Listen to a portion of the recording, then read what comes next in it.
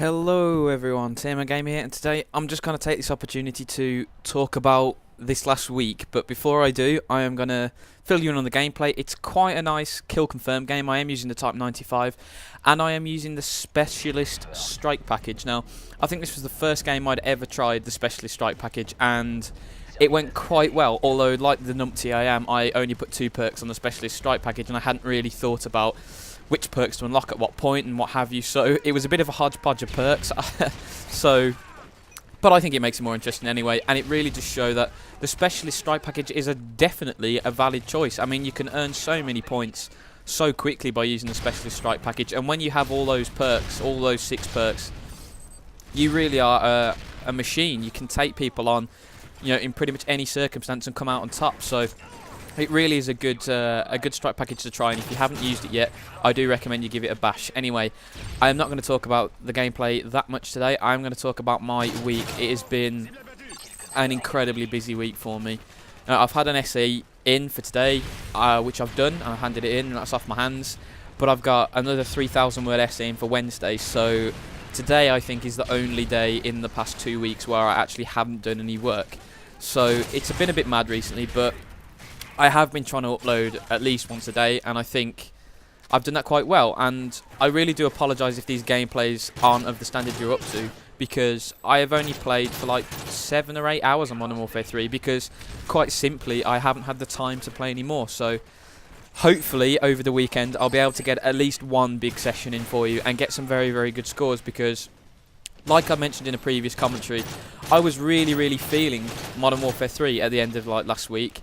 You know, I was finally settling into the maps, I was settling into the pace of it, because when you jump in at the deep end of Call of Duty, you just sort of play how you did in the COD before, which in Black Ops, sorry, get my words out, you can be a lot more aggressive, because you don't, you know, die as fast, and when you die slightly slowly, you can rush around a bit more, because you can take damage when you run across the street and get into the building, so you can take that rush. But in Modern Warfare 3, you can't just rush around the street, because if there's a guy sitting there with a Type 95 or with a UMP, you're going to die before you even get halfway across it. So that's the interesting thing for me about Modern Warfare 3. You really do have to play with a little bit more caution, and it really does reduce the scores. I mean, very good games in Black Ops were 150 kill games, and this is on domination. I mean, Fearcrads and the Marker J and commentators like that regularly uploaded 100 kill games on their channels, and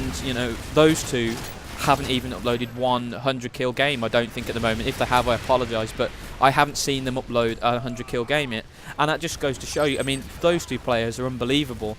I mean, especially, well, in fact, I'm not going to even differentiate, because they're both just incredible players. I mean, they charge around in a very attacking style, but they really do go to town. You know, they get some fantastic scores, and they do it on a regular basis, which is the important thing, because every now and again everyone gets lucky and has an incredible game, but when you can replicate that game in, game out, you really know they're a good player. And you know, both Crads and the Marker J are incredible players, so when they aren't getting 100 kill games, you know that it's a lot harder to do it in Modern Warfare 3.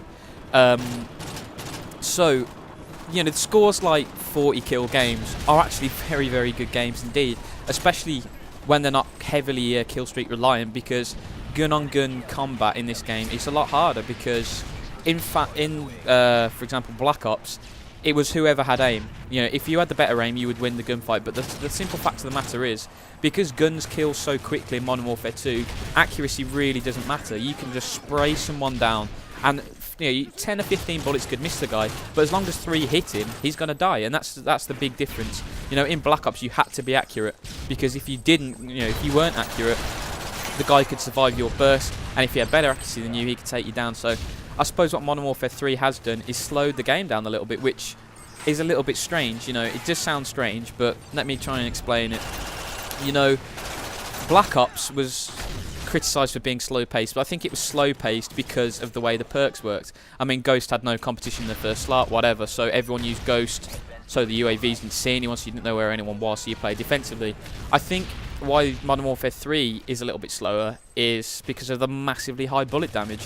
I mean, people spawn in and around you all the time, so it's not the spawn, so you get into a lot of gunfights, but you die a lot, and if they'd toned the damage down just a tiny bit, I think Modern Warfare 3 would be a lot better game. But, you know, it's just a little bit of nitpicking. As long as they sort the connection out, Modern Warfare 3 will be fantastic, and I really do enjoy it. So, wow, that was a bit strange. I was just telling you that I wasn't going to talk about the gameplay, and I spent, you know, 5 minutes talking about the gameplay. But hell, whatever. You know, I'm absolutely knackered at the moment, to be quite honest with you. So I just wanted to come on and do a relaxed commentary, and I think it's going quite well. Anyway, what I'm going to talk about now is Ultimate Team. I have started a new Ultimate Team series. What I have done is I've sold all my players on my current Ultimate Team account.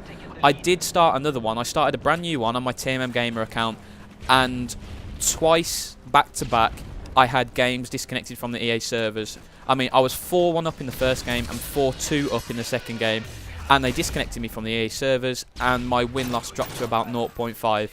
So I am not going to sit around on a 0.5 win-loss, because it's just going to take me ages to get positive, and if the server disconnects again, it'll knock me back even far. So I've sent quite a snotty tweet at Romilly Broad, another one at EA Sports FIFA, to sort their sodding servers out. Hopefully what will happen is they'll get them sorted, but either way, what I'm going to do is I transferred every single player to my Tom Alex Evans account, which is the account I normally use for Ultimate Team.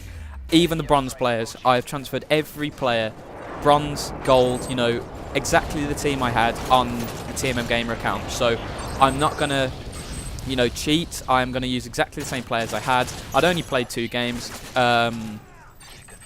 But, you know, it's the best of the situation I could make it, because I was so pissed off. I mean, it was the 89th minute, the first game disconnected.